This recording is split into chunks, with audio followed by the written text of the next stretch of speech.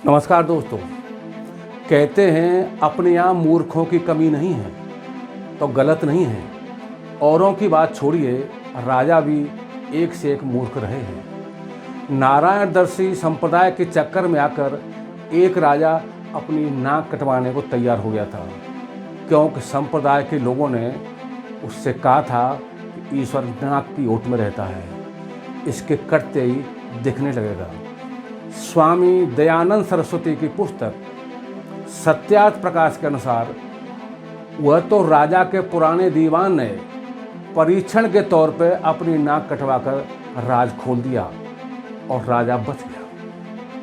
अब मैं जो बता रहा हूँ वह 18वीं सदी के एक ऐसे राजा की कहानी है जिसे ईश्वर देखने की कोई इच्छा नहीं थी, फिर भी वो अपनी मूर्खता के चक्कर में जान गंवा बैठा। वह और कोई नहीं, जाटों के प्लेटो कहे जाने वाले महाराजा सूरजमल के पुत्र रतन सिंह थे, जो मात्र 10 महीने 13 दिन ही शासन कर सके। पिता ने दिन रात युद्ध करके जो साम्राज्य खड़ा किया, उसके बिखरने की शुरुआत उसके समय से हुई। कौन नहीं जानता, आगरा किले में रतन सिंह की हवेली है। कुछ लोग उसे रतन सिंह का मंदिर भी कहते हैं। भरतपुर के जाट महाराजा सूरजमल ने जून 1761 में जब आगरा किले पर कब्जा किया, तब उन्होंने राजकुमार जवाहर सिंह के कहने पर रतन सिंह को आगरा का गवर्नर नियुक्त किया था। इतिहासकारों के अनुसार महाराजा जवाहर सिंह की कोई संतान नहीं थी, इसलिए उनकी मृत्यु के बाद उनके छोटे प्रिय भाई रतन सिंह को राजगद्दी मिली, तो वह बिल्ली के भाग से छींका टूटने जैसा था। जवाहर सिंह की मृत्यु एक साजिश के तहत आगरा किले में हुई। उसके बारे में पता लगाना, दुश्मनों को सबक सिखाना तो दूर, रतन सिंह ऐशो आराम और शान शौकत में डूब गया। वह बहुत ही अयोग्य, विलासी और नाकारा था। भरतपुर के इतिहासकार रामवीर सिंह वर्मा अपनी प्रसिद्ध पुस्तक जाटों का गौरवशाली इतिहास में लिखते हैं कि श्री कृष्ण ने तो 1600 गोपियों के साथ राज किया, लेकिन रतन सिंह राजगद्दी संभालने के कुछ दिन बाद ही 4000 नर्तकियों के साथ रंगलीला मनाने के लिए वृंदावन पहुँचे। वह अपने साथ वह शिविर भी ले गए जो शिकार किए गए शेरों की खाल से बनवाया था। कई महीने वहाँ व्यतीत किए।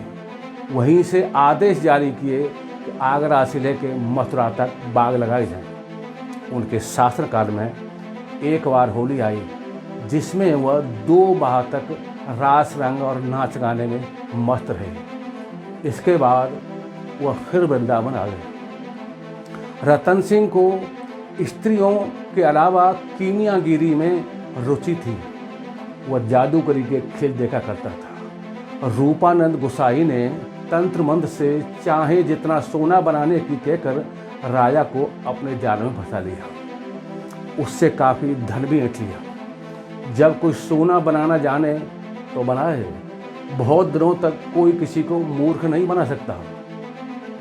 जब रतन सिंह को लगा कि कहीं यह धोखा तो नहीं दे रहा, उसने उसे धमकी दी कि या तो सोना बना, नहीं तो उसकी जान की खेद नहीं है। उसने रतन सिंह को समझाया कि वह अकेले उसके साथ रहेंगे तभी सोना बन पाएगा, दूसरों की परछाई से भी काम बिगड़ जाएगा।